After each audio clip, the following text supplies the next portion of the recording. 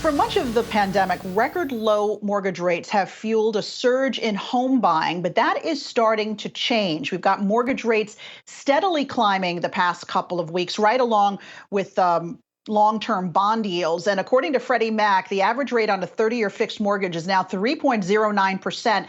That's the highest in about a year, and it's starting to have an impact on mortgage applications. Joining me now is LendingTree's chief economist, Tendayi Kapfidze. Tendayi, good to see you. Tell us what you're seeing there at LendingTree. Has demand for mortgage applications started to be impacted by the rise in mortgage rates, and are you seeing a slowdown in activity? What you need to do is you need to separate out refinancing versus purchases. Refinancing reacts much more significantly and almost immediately to changes in rates. So refinance volume is down about 30–40%. But purchase volume is actually entering the main buying season of the year, which is the spring selling season. So purchase volume is holding up reasonably well. But yeah, refinance volume has fallen pretty significantly because of these rate increases, which have put rates at the highest level since last June.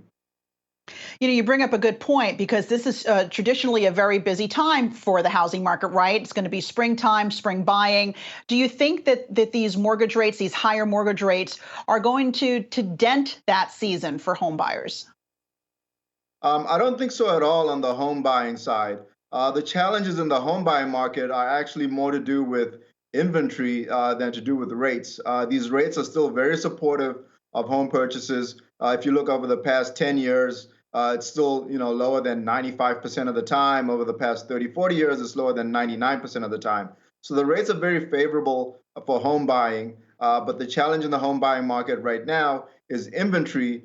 And kind of, interestingly enough, last year's refinance boom, where a lot of people locked in much lower rates, is actually going to create more inventory challenges because less people are going to be willing to move from their houses because they've gotten these historically low rates on Yeah. their current mortgages. That's a really good point. I want to talk for a minute about refinancing because you say that's really where you're seeing the slowdown in activity. How can somebody know whether or not it's the right time for them to refinance? Because really, it's a very individual sort of situation, right? So, what's a good guideline for people to use? Yeah, I still think it's a great time and a great opportunity to refinance. There are between 20 and 30 million Americans who still have an opportunity to refinance, even at these rates, which are slightly higher than they were at the lowest points. And the way that you figure out whether you can refinance is, first of all, you want to look at these average rates and kind of figure out, hey, is my current rate, say, 50 basis points or 0.75 higher than the rates that are currently in the marketplace?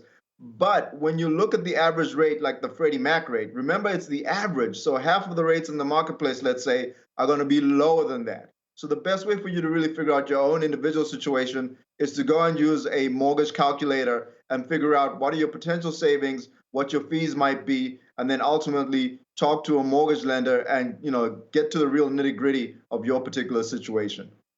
And the fees are really important. Don't forget that. Or if you're going to be paying for points, right? I mean, I guess the goal is to try to get a mortgage with no points. But I want to talk to you for a minute about adjustable rate mortgages. In an environment where we're expecting interest rates to keep on rising, albeit slowly, are adjustable mortgage rates something that people should be considering in that environment? I think certainly if it fits in with your broader financial picture, you should consider an adjustable rate. The main thing you want to figure out is, are you comfortable with the potential volatility that an adjustable rate can introduce in your monthly mortgage payment? If you want the certainty of knowing that my mortgage payment is going to be a certain amount of money for 20, 30 years and it's never going to change, then a fixed rate is your best bet. But if you're managing your finances in a more dynamic way, then you certainly want to consider adjustable rates, which often have lower interest rates to begin and can benefit from rates going lower, though, of course, you face the risk of rates going higher in the future Mhm. years. I would think, if you're locking in a mortgage rate that is historically high or higher than the past few years, you might say, okay, well, look, if rates are going to start trending lower, maybe the adjustable rate mortgage is the right way to go. But do you believe that we're going to be seeing mortgage rates trending higher through 2021? I think certainly we've seen a run up, most recently, and it looks like the 10-year is advancing even more today. And what we've seen this year is that the 10-year Treasury and mortgage rates are much more correlated than they were for most of last year, when we saw the 10-year rising from August, but mortgage rates were still falling through February.